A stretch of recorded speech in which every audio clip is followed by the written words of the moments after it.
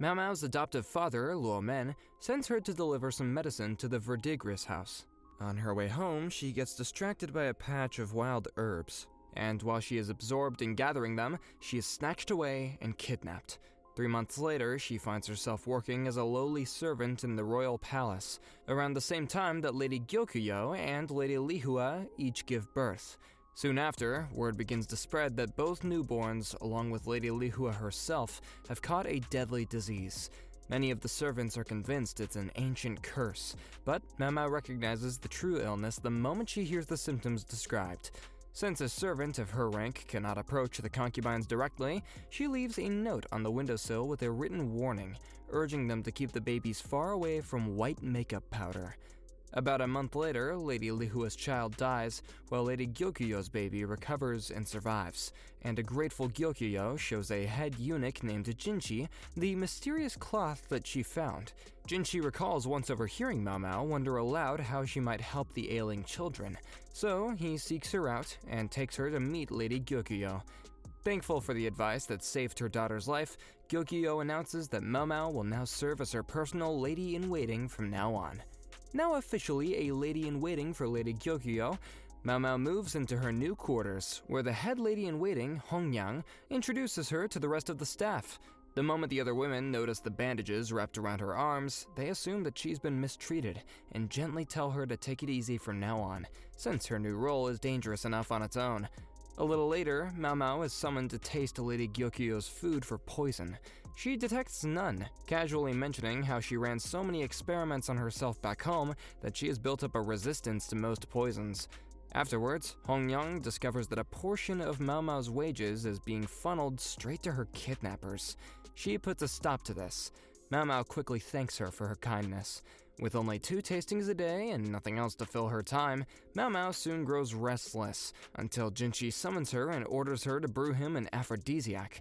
Delighted by such an unusual request, she sets the mixture to simmer, whips up a few chocolate sweets for herself on the side, and heads out to gather more herbs.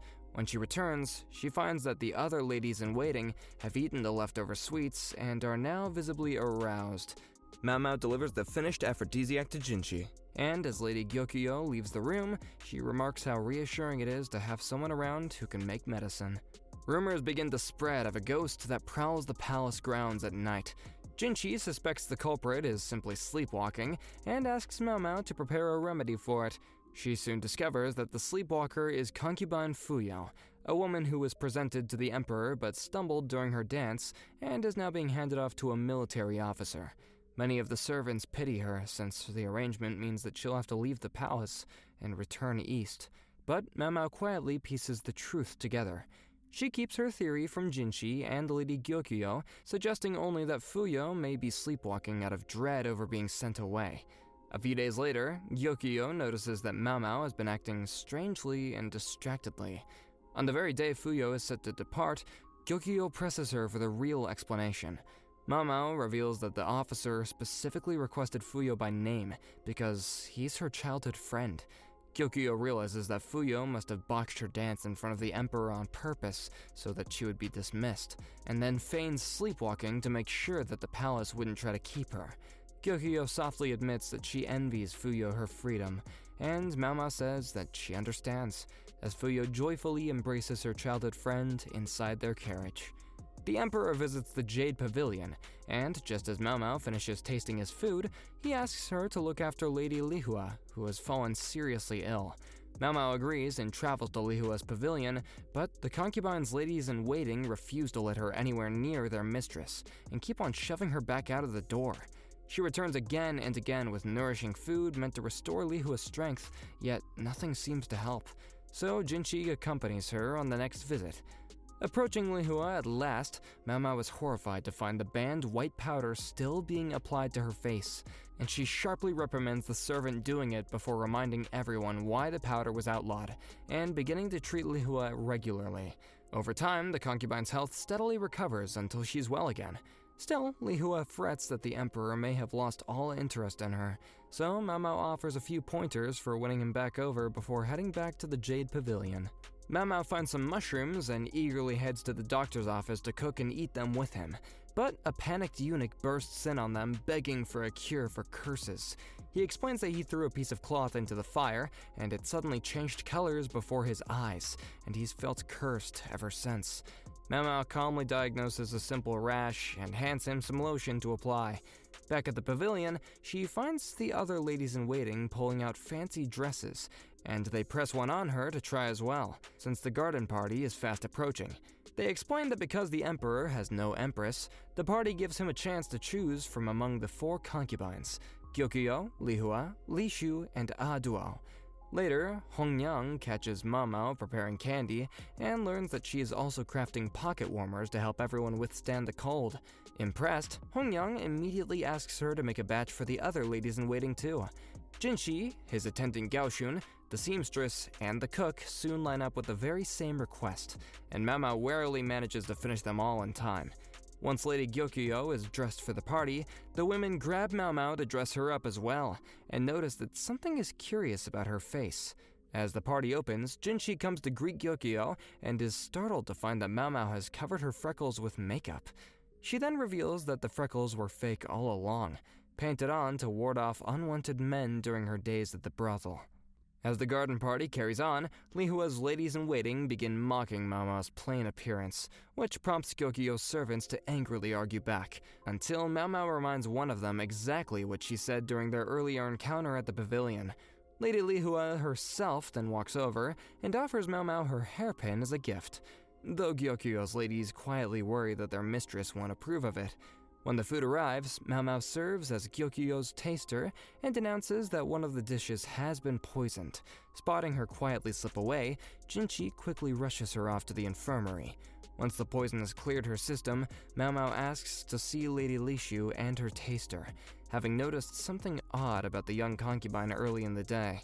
She deduces that Lishu cannot safely eat fish, and warns the taster to keep her allergies in mind before taking her leave.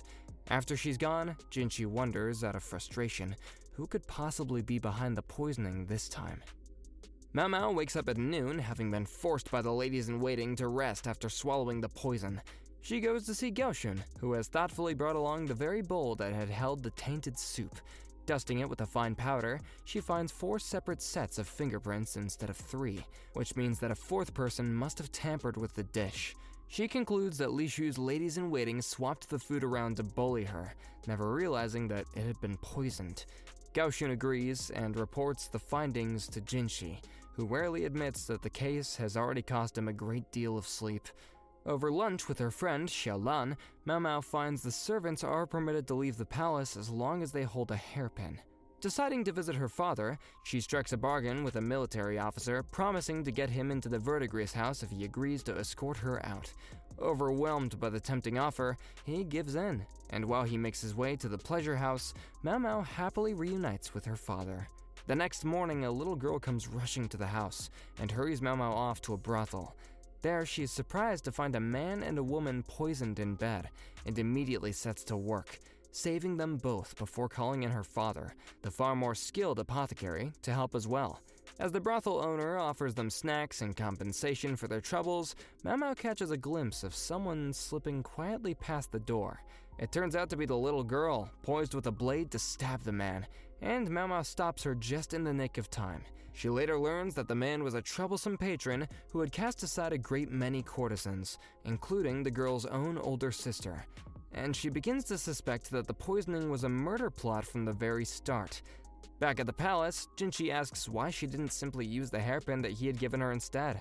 She replies that she couldn't think of any other way to repay the officer, and admits she offered him pleasure in return.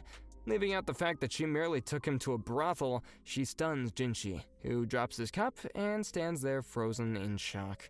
Gaoshun brings Jinshi his paperwork, but finds him far too dispirited for work, and no amount of encouragement seems to help.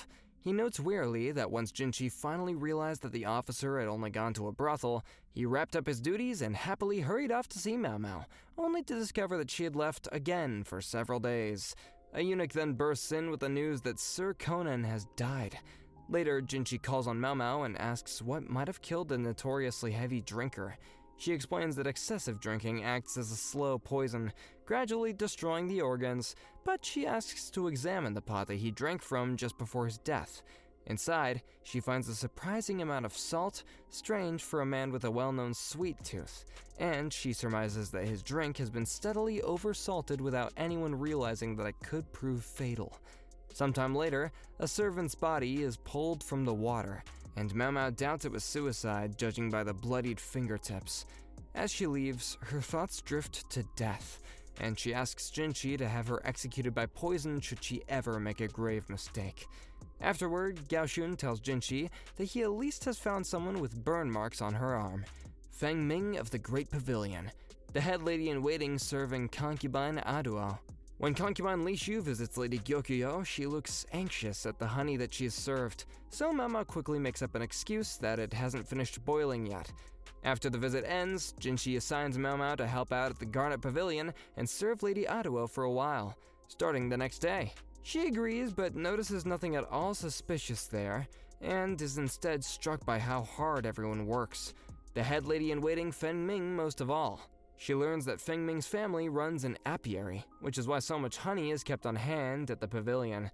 Back at the Jade Pavilion, Mao Mao pays Li Shu a visit and asks why she dislikes honey so much, and Li Shu confides that it was life-threatening for her as a baby, and so she has avoided it ever since. On her way out, Mao Mao asks Gaoshun whether there's any way for her to study the history of the rear palace. Later, reading a book on the subject, she's startled to see who delivered Aduo's baby 17 years ago. Her hunch confirmed at last, she wonders what her father could have been doing there. Mao Mao visits Feng Ming at the Garnet Pavilion and reveals that she has pieced together the whole truth. Unaware that honey is dangerous to infants, Feng Ming had fed it to Aduo's baby, and the child died as a result.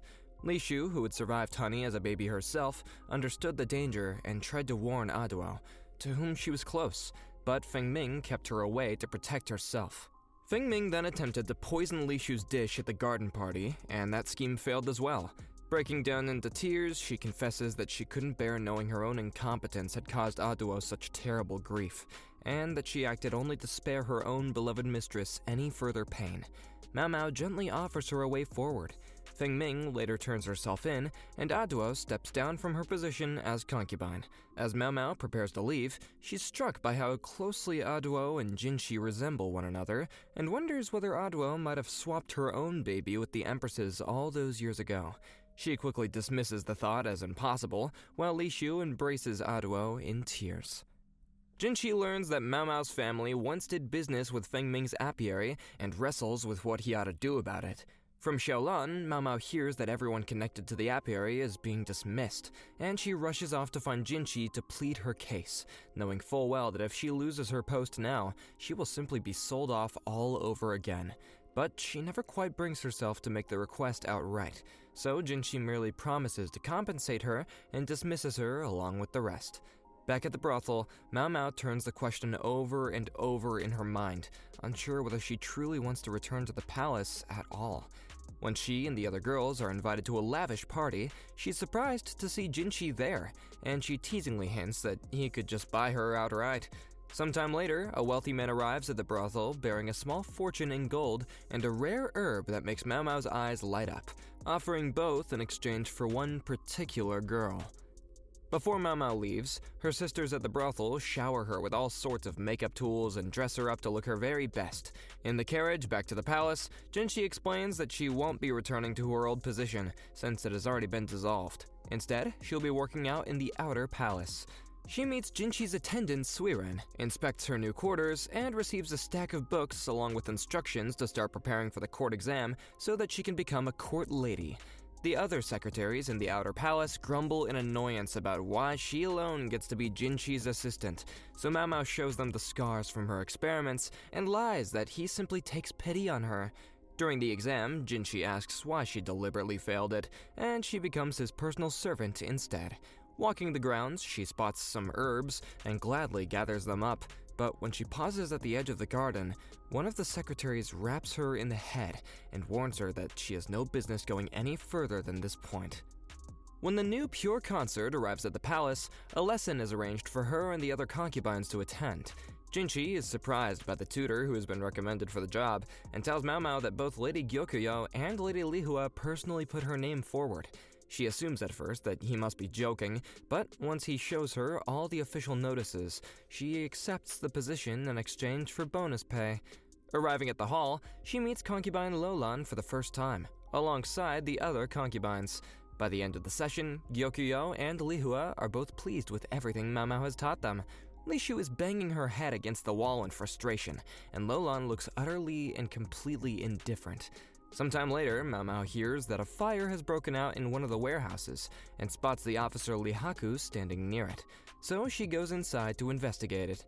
Realizing that flour dust must have caused the blaze, she puts together a small demonstration to trigger a miniature explosion, and then asks Lihaku to warn the other servants against ever entering the warehouses to smoke. Gao Shun comes to Mao Mao with an old case that he was once involved in, explaining that two nobles, both fond of exotic food, ate pufferfish one day and suddenly collapsed, with one of them still lying in a coma. Unable to reach any firm conclusion from so little, she asks him to go and gather more information. He returns with a full description of every single ingredient in the dish, which includes seaweed. So Mao Mao goes to inspect the household's kitchen with an officer named Basen. When they return, she points out that the kitchen held an unusual variety of seaweed, since the ordinary kind doesn't grow during the current season. She explains that it could have easily turned poisonous after being submerged in lime water, and demonstrates how exactly the process works. Gao Shun later confirms the seaweed was indeed to blame, and reveals that the younger of the two nobles ordered it in order to be rid of his brother. Entering Jinshi's office, Mao Mao finds him looking worn out, and he mutters that it's all because of an officer named Lakan and his endless maddening decisions. Soon after, Lakan himself appears, explaining that a metalworker he knew recently passed away and left behind a puzzling will, which he hopes Jinshi's clever servant girl might be able to decipher. Jinshi tells Mao Mao that the metalworker left his sons a set of items, along with a single instruction to hold a tea party together. Intrigued by the riddle, she agrees to look into it, but visits the house with Basen. The youngest brother welcomes them warmly inside, but Mao Mao can plainly see that the two elder brothers are frustrated by their strange inheritances: a shack for the eldest and a chest for the second, and an empty fishbowl for the youngest. Studying the oddly placed furniture around the room, she suddenly understands what their father intended. She returns the fishbowl to its proper spot and uses it to focus a beam of sunlight directly onto the chest, melting something hidden inside of it. Opening the chest, they find a mold containing a key, which Mao Mao then uses to unlock 3 upper compartments, each one holding a different mineral. The oldest brother starts to storm off, convinced the whole thing was nothing but a cruel prank, until the youngest reminds them of just how deeply their father truly loved them. Lakan later tells Jinshi that the brothers have begun working together to carry on the family business. That night, Jinshi asks Mao Mao whether she knows how to apply makeup, and when she confirms that she does, he asks her to do his. If she's going to apply Jinshi's makeup at all, Mao Mao decides that she may as well go all the way with it. She pads his robes with hidden pockets to make him look considerably heavier, works oils into his hair to give him a rougher, more rugged look, and fills out the shape of his face. When she finishes, Gao Shun tells her to come along with them, since she is visiting her father as well, and her presence will help Jinshi to stand out far less. To complete the disguise and blend in properly, Suiren does the exact opposite of what Mao Mao did to Jinshi and dresses her up instead. As the two of them walk together through the pleasure district, Basen trails behind at a distance to make sure that they reach their destination safely. After a while, Jinshi recalls something Lakan once said and asks how a courtesan's value might be lowered. Mao Mao explains that losing her purity would cut it in half, and bearing a child would reduce it to very nearly nothing at all. Mao Mao awkwardly announces that they have reached Jinshi's destination and heads off on her own. After spending a night at her father's house, she goes to the brothel to visit her birth mother, who is suffering from a terminal illness. She feeds her slowly and carefully, and then opens the windows to air out the stuffy, stifling room. A girl warns Mao Mao that the weirdo has arrived, so she had better not go out for the time being. Later that night, Mei Mei opens the door to let her know that the coast is finally clear. The two of them head to the bathhouse together, and back at the palace, Mao Mao stops by the medical warehouse and runs into Suirei, the secretary from before. Meanwhile, Lakan visits Jinshi's office and offers to trade away any reward that he is owed, though he worries how his daughter would feel if he were to refuse the request outright. Jinshi grumbles in frustration that Lakan really is Mao Mao's father by blood. He later tells Mao Mao about the man, but seeing the troubled look on her face, he promises to find some way to turn Lakan down. While Mao Mao is sweeping the grounds, Lihaku arrives with the news that several ceremonial tools were stolen from the warehouse when it was set on fire. She asks whether there is a manager that they can question about it, but he explains that the current officer is laid up with seaweed poisoning, and the previous manager died last year. Mao Mao quickly realizes that he must be talking about Conan and the noble whose brother tried to kill him. Lihaku adds that a court lady reeking of medicine deliberately handed a guard the pipe that started the blaze, and Mao Mao mutters that none of this can possibly be a mere coincidence. Jinshi asks her to investigate, and when she demurs that she's only a humble servant, he offers her an ox bazaar in exchange for uncovering the truth, and she agrees at once. Poring over the records, she suddenly grasps that the temple's pillar is about to topple onto whoever is currently performing the ceremony, and she races straight towards it. The guard blocks her path, and when she tries to trick her way through, he angrily strikes her across the face with his club. Lakan appears behind her and orders the guards to let her pass on his authority. Injured, Mao Mao dashes desperately into the temple and shoves Jinchi clear just as the pillar comes crashing down. As he stares in shock, she notices that her left leg is hurt too and collapses, so he lifts her up and carries her back to his office. Mao Mao wakes up bandaged and goes to explain everything to Jinchi. She reveals that the temple pillar was cast from a special metal that melts when exposed to fire, deliberately engineered to fall on whoever happened to be performing the ceremony. Only the metal worker they recently investigated for Lakan could possibly have forged such a thing, and she finds it no coincidence at all that he died so soon afterward. Later, she hears that Suire has been found dead in her own room and asks to see the body for herself. In the morgue, however, they discover a completely different woman's corpse resting in Suire's coffin, and Mao Mao concludes that Suire must have swallowed a poison capable of mimicking death for a time. Bloodied fingerprints on one of the coffins led her to believe that Suire climbed out and quietly slipped away in disguise. That night, Jinshi takes a drink to suppress his manhood and maintain his careful guise as a eunuch. The next morning, while visiting the concubines, he is surprised to find Lady Gyokyo looking unusually anxious. He later tells Mao Mao that she will be returning to the rear palace for a while, since Gyokyo's cycle has stopped, a sign that she may be preparing to bear another child. While cleaning the medical storeroom with the quack doctor, Mao Mao learns that his family's business is struggling, as saliva working its way into the oxen-based adhesive has left it weak, and the resulting paper flimsy. So she shows him how to restore the glue's strength. Lihaku then summons her and asks her in complete earnest how much it would cost to buy a courtesan outright. He has heard that one of the 3 princesses of the Verdigris house may soon be purchased, and he wants to be absolutely sure that Peirin remains safe. After a moment's thought, Mao Mao puts the figure at 10,000 silver, which utterly stuns him. She asks him to undress for a moment so she can judge whether his physique suits Peirin's taste. All just as Jinchi walks in and angrily demands to know what on earth they are doing. Once Jinchi finally understands the situation, he offers Lihaku 20,000 silver so that he can buy Peirin himself. Lihaku admits the offer is nearly irresistible, but he wants to bring his wife home with his own hard-earned money. Jinchi smiles warmly, remarking that there was never anything to worry about after all. Unsure what to do next, Lihaku decides to write to Peirin, and Mao Mao sends a letter of her own. Peirin writes back to confirm that she will wait for him. Lakan invites Jinchi to reminisce fondly about the blue roses he used to see around the palace, and asks whether they might be arranged for the garden party as well. Jinchi agrees and warily sets Gaoshun to the task of canvassing every florist in the entire kingdom. When none of them can produce the flowers, Jinchi summons Mao Mao to ask about it. She explains that roses need at least 2 full months to bloom, but on learning the request comes from Lakan, she takes the job on. She requests a month's use of Lady Lihua's steam bath, and plants 100 roses inside to force them to grow more quickly.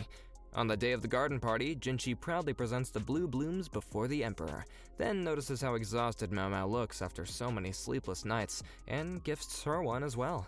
She confesses that the flowers aren't naturally blue at all. She dyed them from the inside out, and the real challenge was simply getting them to open in time. She asks Gaoshun whether he has the items she requested, and once he confirms that he does, she smiles and says it is time to teach the old creep a lesson. Strolling the grounds, Lakan muses that people all look like Go pieces to him, until he notices the women's red-lacquered nails and, all at once, finds Mao Mao standing directly before him. Mao Mao challenges Lakan to a game of Go, and he happily accepts with a smile. First, they must agree to set some conditions. If he wins, then she must come and live with him. If she wins, then he must buy a courtesan. She adds that the loser of each round must drink from one of the cups that she has prepared, some filled with plain water and some with poison, and Lakan readily agrees. He takes the first 2 games as Jinchi grows increasingly uneasy, and then forfeits the third out of sheer pity, only to collapse the very moment he takes a sip. Maomao reveals that the cup held alcohol, which Lakan had abstained from his entire life. A flashback shows how a colleague first brought him to a brothel, after which he returned whenever he possibly could to play Go and shogi with a courtesan named Fengshan. As her value soared ever higher, their meetings dwindled to just once every 3 months. One night, she proposed that the winner could ask anything of the loser, but as they played, their hands unexpectedly brushed and they ended up sleeping together. Lakan's father then forced him overseas, and he could not return home for 3 long years. When he finally did, he was horrified to find a stack of her letters waiting alongside a severed finger, and the terrible truth dawned on him at once. He rushed to the brothel and broke down completely on learning that Fengshan had borne his child and contracted a horrible illness during his absence. Lakan tells the old woman that he wishes to buy a courtesan, so she lines the girls up in the hall and invites him to take his pick. Unable to see any of their faces, he hesitates over the choice, and Mei Mei offers to go with him herself, and then opens a door. The old woman hurries to shut it again, but Lakan grasps exactly what Mei Mei means and races through the garden until he reaches a separate room. He slowly steps inside and is stunned to find Fengshan waiting there. The old woman tries her best to stop him, but through his tears, he says that he would like to buy her, and he sits down to play a game of Go. Back at the palace, Mao Mao tells Jinchi that she doesn't actually hate Lakan and admits that he was the one Fengshan deceived. She grants that he is genuinely talented and invites Jinchi not to make an enemy of him. Later, a letter arrives from Mei Mei along with a shawl, and Mao Mao understands that a courtesan is being bought, so she climbs the wall and dances to send her off. Jinchi comes upon her there, notices that her wound is reopened, and carries her back into his office. The next morning, Mao Mao is summoned to the Jade Pavilion, where Jinchi says that there's something he would like to ask of her. Jinchi finds Mao Mao brewing oils with the doctor, and she explains that they will keep the Jade Pavilion clean and sanitary for Gyokyo's daughter, Ling Li. Just as they prepare to leave, an enormous package arrives for her, and she scrambles to keep Jinchi and Gaoxun from opening it, but they do so anyway and find it packed full of books. Flustered, she admits that she was told to obtain them so that she could properly teach the concubines how to satisfy the emperor. Struck by the remarkably fine quality of the paper, the two ask her who supplied it, while holding back the most explicit volumes from ever being circulated. Jinchi later hands out the tamer volumes among the ladies-in-waiting, but they feel guilty keeping the stories all to themselves, so Mao Mao suggests that Elan, with her excellent penmanship, copy them out for the servants, and she realizes Jinchi arranged all of this to raise literacy among the staff. While walking with Princess Ling Li and 2 eunuchs, Mao Mao unexpectedly stumbles upon a stray kitten. They bring it back home, the emperor decides to keep it, and Mao Mao takes over its care, though she says that she will never quite understand why they chose to name the kitten Mao Mao as well. The ladies-in-waiting tell Mao Mao that they will soon be joined by more staff, since Lady Gyokyo has the fewest servants of any of the concubines. Hongyong also has set aside the clothes that they wish to give away, as a caravan is arriving shortly and they will simply buy new dresses from it instead.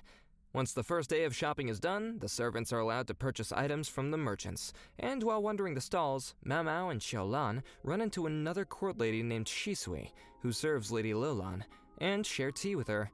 Later, while doing the laundry, Mao Mao notices something deeply troubling and warns Jinchi and Gyokyo that every single scent on sale has harmful effects on women during pregnancy. Jinchi sends Gaoxun to alert the other concubines at once, and Gaoxun soon returns with news that concubine Jin, of middle rank, has suddenly passed away. The doctor mentions that a court lady named Tao had been missing for quite some time now. On her way back, Mao Mao is summoned to Jinchi's office, where he explains that he wants to found a penmanship school in order to directly raise the rate of literacy among the servants.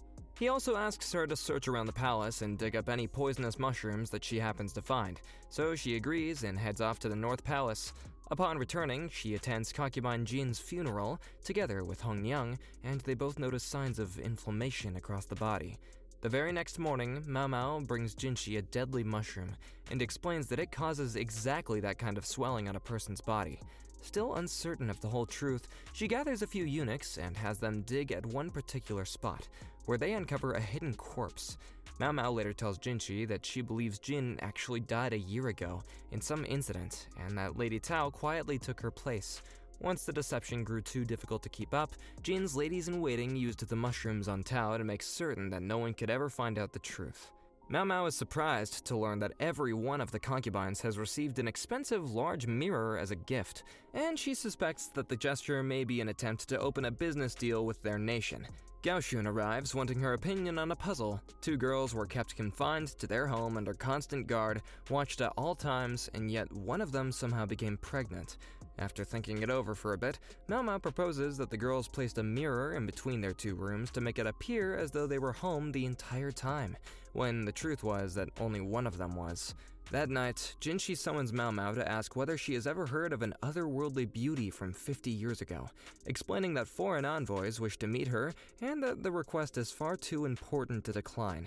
Mao Mao recognizes the woman as the old madam running the Verdigris house, but since they cannot simply take her before the envoys, she hints that she does happen to know of someone else who might fit that description, and Jinshi slowly asks what exactly she is trying to say. Mao Mao runs into Shisui and shows her some caterpillars she has caught and explains that they will grow into moths rather than butterflies, an answer that gives Mao Mao a sudden idea, and she abruptly asks for the girls' help. A few days later, a banquet is held in honor of the envoys, but they don't seem particularly impressed by any of it. As the carriage makes its way back afterward, Jinshi suddenly appears before it dressed as a woman and begins to dance amid a swirl of moths. He vanishes the moment the performance ends, so the envoys hurriedly press Mao Mao for the dancer's identity, but she offers only the name of a Western goddess, bows, and walks away. Later, hearing that Elan has come down with a fever, Mao Mao prepares some medicine and takes her to the clinic, where she is surprised by how well kept the place is.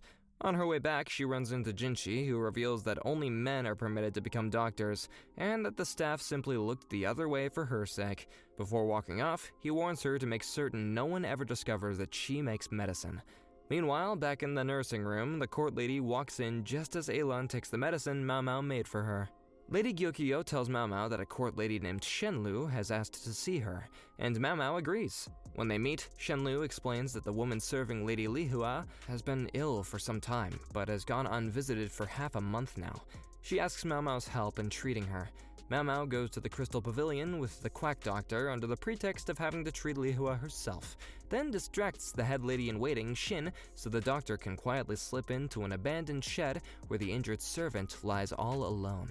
Shin claims that she only isolated the woman to keep the illness from spreading to the others, but Mao Mao also finds a box of scents hidden inside, and suspects that Shin meant to force Lihua into an abortion by using them.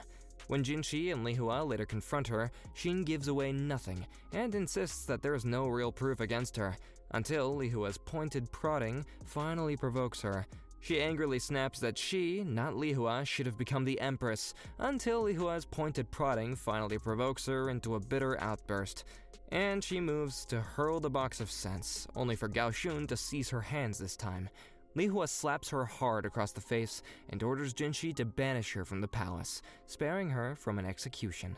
A nightmare reveals that the current emperor is in fact Jinshi's own brother. Mao Mao watches Xiaolan and the other servants studying at their lessons and, once they finish, goes along with her to visit the teacher. While Xiaolan is talking to him, he notices Mao Mao staring intently at a recently built shrine and learns that she is Luomen's daughter. That night, just as Mao Mao is about to leave after tasting the emperor and Lady Gyokyo's food, he tells her to accompany him after dinner. The emperor leads her and Jinshi to a shrine that new emperors are traditionally meant to pass through, but he fails to do so once again. As they leave, the teacher in charge of the shrine remarks that Luomen would surely have figured it out, so Mao Mao asks to attempt the passage herself and manages to emerge from the far side. She explains exactly how it works to the emperor, and when the teacher suggests taking her as a concubine, the emperor jokingly says that he would rather not cross Lakan. Mao Mao notices that Hong Yang is being a great deal stricter than usual today, and later understands exactly why. The Empress Dowager is coming to visit them. Once Lady Gyokyo and her guests have finished eating, Gyokyo takes the hint and leaves to put Lingli to sleep. The Empress Dowager says that he heard that Mao Mao goes around solving problems for other people, and asks a favor of her own to investigate whether or not she truly placed a curse on her late husband. Afterward, Hongyang, having caught wind of the request, sternly warns Mao Mao never to betray Lady Gyokyo, and Mao Mao hurriedly agrees. A court lady takes her on a trip of the late emperor's quarters and reveals that when his coffin was reopened a full year after his death, they found that his body had not decayed in the slightest. Intrigued by that mystery, Mao Mao agrees to look into the situation, but says that she has one request first. Mao Mao asks the court lady whether it is possible to enter the room where the late emperor once resided, and the lady decides to seek permission from the Empress Dowager, Lady Anshi, about it. That night, Suiren shows Mao Mao some of Jinxi's old childhood toys, which sparks an idea about what could have caused the emperor's death. The next morning, inside of the emperor's room, she tears away the wallpaper on one of the walls to reveal an enormous painting that he had made, and she explains that the orpiment he used for its yellow was toxic, seeping into his body over the years that he spent painting and leaving his corpse strangely undecayed after death. As Lady Anshi studies the painting, she remembers how the emperor fathered a child in her when she was very young and then never so much as looked at her again. In her fury, she once tortured him in that very room one night, and afterward the late emperor's mind was so completely destroyed that he shut himself away inside. In the present, she tells Jinshi that he seems rather partial to Mao Mao and advises him to hide the ones that he holds dear. Mao Mao meets the new ladies-in-waiting who will be serving Lady Gyokyo from now on and slips off to grind some herbs, but Yinghua hurriedly tries to pull her out of the shed so she will live in the proper quarters instead. Hongyang brings the two of them before Gyokyo, who tells Mao Mao that she may continue using the shed but orders her to sleep in the quarters from now on. Feeling guilty about it all afterward, Mao Mao apologizes to Yinghua, who in turn asks her to accompany her somewhere. That night, Yinghua leads her to a gathering with 10 other servants and a court lady, where they all decide to tell one another horror stories. Before very long, Mao Mao realizes that the other servants have passed out from the brazier's fumes and quickly throws the windows open. When the two of them return, Hongyang reveals that the court lady who used to host these gatherings actually died last year, and upon hearing this, Yinghua decides to sleep beside Mao Mao that night. Jinshi tells Lady Gyokyo that he will need to borrow Mao Mao for a few days, as Master Shisho has invited him along a hunt. Later, they set out on the journey, and once they arrive at their lodgings, Mao Mao is confused to see that Jinshi is staying shut in his room, unlike all the other men who are out partying. They ride out on their horses, and the next morning, they make camp in a forest. As the nobles are eating dinner, Jinshi keeps his face carefully covered, and Mao Mao notices just how stiflingly hot it is inside the tent. When he gets up and steps out, she assumes the heat must have gotten to him and follows after him with some water. As she is dabbing it onto his face, someone suddenly fires at the two of them, as Jinshi instinctively scoops her up and leaps off a waterfall. He resuscitates her in a cave, and once their clothes have finally dried, they head toward an opening to climb their way out. He tells her to stand on his shoulders and climb up, but a frog drops onto her face, and she suddenly tumbles back down on top of him. Mao Mao suddenly senses something and realizes that Jinshi is no eunuch at all. He starts to tell her the truth, but she hurriedly cuts him off, insisting that she has no business knowing things so far above her station. Annoyed, Jinshi gets on top of her and asks whether he ought to simply show her the truth, only for her to whistle sharply, summoning a dog that Lihaku had been taken care of. Lihaku helps them get out of the cave, and Mao Mao proposes an idea to help find whoever is behind the attack. They frame a noble by presenting him with some broken arrows, supposedly from his own inventory, but when he frantically insists that he isn't behind it, Beisen announces that he will search the forest. There, they find a man hurriedly digging up a box to hide a gun inside, and Lihaku disarms him. Afterward, both the man and the noble who ordered the assassination were never seen again. Jinshi knocks on Mao Mao's door, meaning to tell her something, but he hands her the bizaur first. Overjoyed at the sight of it, she can think of nothing else and completely ignores Jinshi as he keeps on knocking on her door. Meanwhile, back at the party, Gaoshun remarks that there are only two people with the character Ka in their names, the current emperor and Jinshi, or rather the moon prince Ka Zuigetsu, the emperor's younger brother. Xiaolan worries aloud about what job she will do once her term is over in 6 months, and asks Shisui whether she has any connections that might help her with that. Shisui says she does, or rather she knows exactly where such connections are made, and leads them off to the bathhouse. Once they are finished, she brings them to the area where the concubines relax and reveals the plan. They are going to massage the lower-ranking concubines and get to know them a little bit. Noticing that their body hair seems rather uneven, Mao Mao decides to trim it neatly by using lengths of thread. Later, the new ladies-in-waiting ask Mao Mao to spend some time with them as well, especially the youngest sister, Sekiyu, who feels quite lonely, so Mao Mao suggests that she come along with them to the baths. While she and the other girls are massaging the concubines, Mao Mao spots Lady Lishu among them, and offers to trim her hair too. Once they are done, a grateful Lishu decides to treat them all to some cold juice. As they are drinking, Mao Mao asks her why she doesn't simply take a bath at the Diamond Pavilion, and Lishu reveals that it is because the place is haunted. Jinshi takes Mao Mao to the Diamond Pavilion to see whether there really is a ghost there. The former lady-in-waiting arrogantly says that Lady Lishu is always trying to get everyone's attention in this sort of way, but Jinshi sends all of them off for tea so that Lishu can speak more freely. Lishu explains that she opened the drapes after taking a bath and saw a ghostly woman standing right in front of her. Mao Mao discovers that the room behind the bathroom has been turned into a warehouse because of the sheer incompetence of Lishu's servants. When she finds a copper mirror there, she reveals that Lishu must have simply seen the reflection of a figure sculpted onto its surface. Moved to tears, Lishu recognizes her own mother's face carved into the mirror, but the woman from before suddenly snatches it away and says it's embarrassing to cry like that. Lishu angrily wrenches it back from her, and Jinshi confiscates the woman's hairpin, reminding her that she shouldn't behave in ways that contradict her status. Later, while watching the new eunuchs, Jinshi goes up to meet them just as they suddenly hear a commotion breaking out nearby. A eunuch is hurriedly demanding to know what Xiaolan has done, revealing that the ice that she broke was meant for a high-ranking concubine, and that he is finished now that she has ruined it.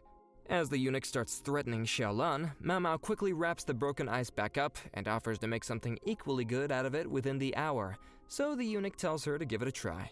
She hurries off with Xiaolan and runs into Jinshi, so she asks whether she can borrow the kitchen.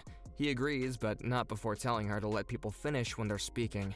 An hour later, Mao Mao has made ice cream and presents it to the eunuch so that he can carry it to Lady Lulan. At the Jade Pavilion, Lady Gyokyo reveals that the baby only ever kicks downward. Mao Mao is concerned the moment she hears this, and warns that it could mean they have to perform a breech delivery. After examining her to confirm, she says a delivery is highly likely, and the question becomes who is skilled enough to actually manage one.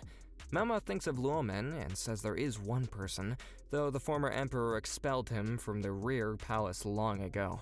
Hongyang is against the idea, but Gyokyo reminds her that a great many people were unfairly removed from the palace back in those days, and gives her consent.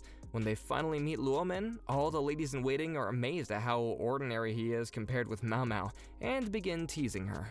Luomen writes up a list of everything that needs to be corrected in the rear palace, and tells Mao Mao to ask the school's teacher to have the students copy it out.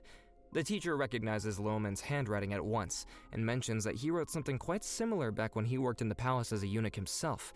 It then suddenly dawns on Mao Mao that such lists also let people know exactly which substances are harmful to the concubines and the emperor.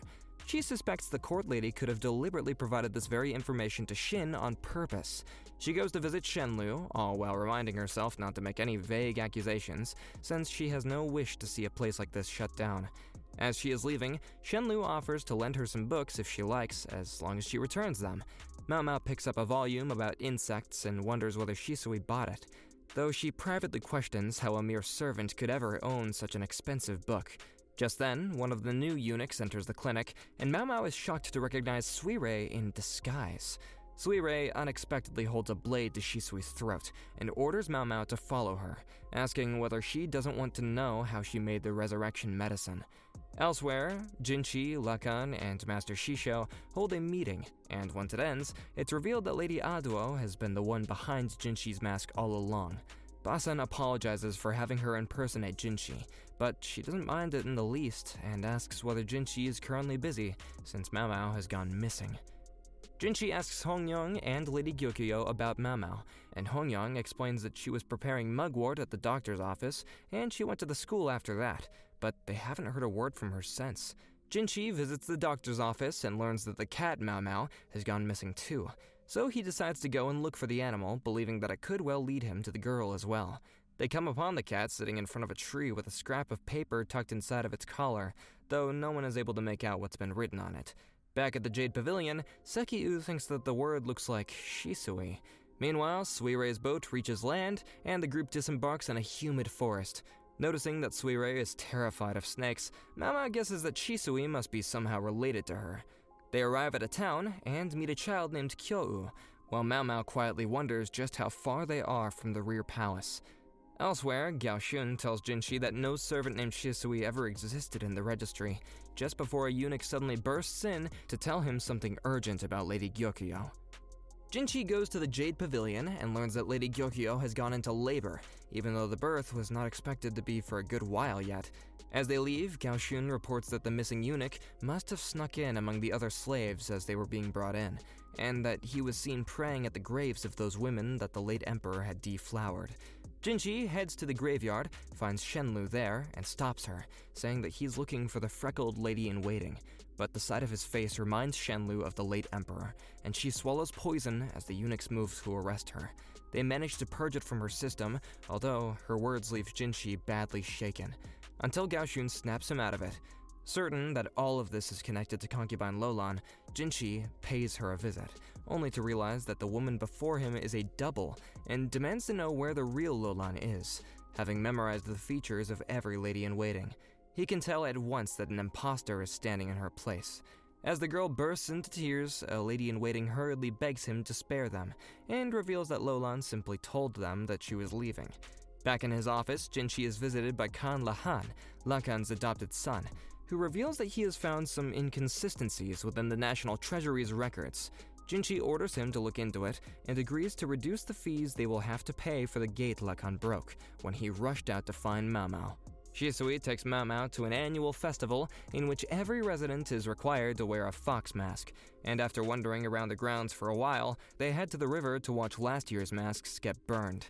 On their way back, Mao Mao asks Suirei to teach her how she made the resurrection medicine, or even to perform the tests on her, but Suirei declines. Instead, she hands over all of her books on herbs, saying that she has to leave for a while today, and warns Mao Mao not to so much as think about escaping. Once Shisui has gone as well, Mao Mao notices a nearby field where the crops don't grow well at all, and asks Kyo-U whether there is any way to reach it. He leads her through a secret passage, and inside a shack in the middle of the field, she's surprised to find weapons and chemicals.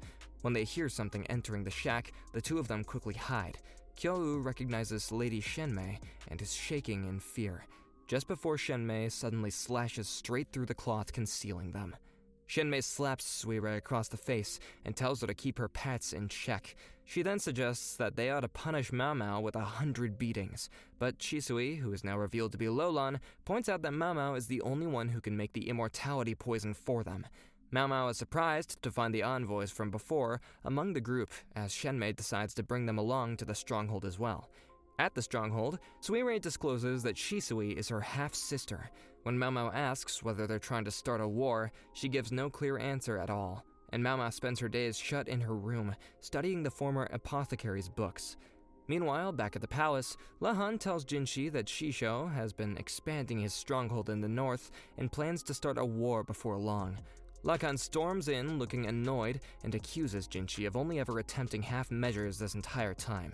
His tone shifts. However, when Luomen enters and urges him to consider the situations that other people are in as well, Lahan and Lakan both get down on their knees and beg Jinchi to rally the army against Shisho, and Jinchi declares that the time has come for him to take charge. Knowing full well that she cannot make the poison that Shenmei demands, Mao Mao nonetheless keeps up the pretense of trying. One day, she hears the guards chasing after Kyo-U, and she slips her a note telling her to run. The escape attempt fails, as Suirei scolds them both, and Shenmei suddenly appears behind them and begins deciding what punishment to give the boy and the guard. Furious, Mao Mao calls her a wretched old hag, which earns her a hard slap across the face. Lolan suggests locking her away as punishment. The guard leads Mao Mao to a cell, apologizes for having to do this, and then releases some insects and a venomous snake before leaving. She easily dispatches every one of them with her hairpin and turns the snake into skewers. Later, upon spotting smoke, the guards scramble to get ready, realizing that it has to be an attack. The very same guard sets Mao Mao free, and on her way out, she runs into Lolan, who leads her to a room where she has drugged all of the children, Kyo-u among them. Mao Mao angrily demands to know what she wants. Shisui tells Mao Mao that she has no intention of escaping from here, and asks her to take care of the rest. Before she leaves though, Mao Mao gives her the hairpin Jinchi once gifted her, and tells her to return it someday. Nearby at the Royal Guard's camp, Lakan tells Jinchi that if they follow his plan, they can destroy the enemy's gunpowder reserves first and only then attack, and Jinchi agrees. At the stronghold, Shisho wearily admits that he had never had any intention of taking another wife, but he could not decline a request from the weakling emperor, and so Suirei was born. Shisui suddenly enters the room, frees Suirei, and asks Shisho to take responsibility just this one time. Shenmei is shocked to see that the armory has been destroyed by the Royal Guard, and Shisui reveals that she has ruined all of the gunpowder as well. The Royal Guard attacks the stronghold and pushes its way inside. Jinchi finds Mao Mao and reveals that he is the Emperor's younger brother, not the Crown Prince, since Lady Gyokyo has given birth to a boy. Lihaku enters and asks the other soldiers to help him carry out the bodies of the children, deciding to bury them in secret later on. Having rescued Mao Mao, Jinchi and his men confront Shisho, who lowers his feifa and speaks as though he is merely reciting lines from a script before the soldiers cut him down. And then they move on to the room where Lolan and Shenmei are waiting. Lolan levels her feifa at Jinchi and then asks him to come with her, grazing his face in the process. She brings him to Shenmei and Suirei and reveals that Shisho spent years deliberately gathering all of the clan's rot together in one place so the Royal Guard could purge it all in a single stroke. Enraged, Shenmei aims her gun at Shisui, but the weapon backfires and shoots her instead, as Shisui reveals that she had rigged it beforehand. She asks Jinchi to let Shisui lie, and he agrees. Shisui then steps out into the open air and begins to dance. Basen arrives, shocked to see Jinchi doing nothing at all, but the moment he notices the wound from his master's face, he and his men open fire on Shisui, who takes the shots and falls from the stronghold. Jinchi visits Mao Mao in her carriage and is sitting with her when they suddenly hear the children making noise, and she realizes that Shisui had given them all the resurrection medicine. In the days that follow, Mao Mao returns to the pleasure district for work. The former concubine, Lady Aduo, adopts all of the children along with Suirei. Luomen stays on the palace floor as a doctor, and Xiaolan writes to say that a concubine has hired her to go and serve her sister back home. One day, Jinchi visits and is just about to tell Mao Mao something when Kyo-u, now renamed Cho-u after losing his memories, barges right in. Once the boy has gone, Mao Mao urges Jinchi to rest, seeing how utterly worn out the aftermath of the attack has left him, and he agrees, settling in to use her lap as a pillow. Meanwhile, in another town far away, a girl approaches a stall and offers a hairpin in exchange for a cicada carved from jade.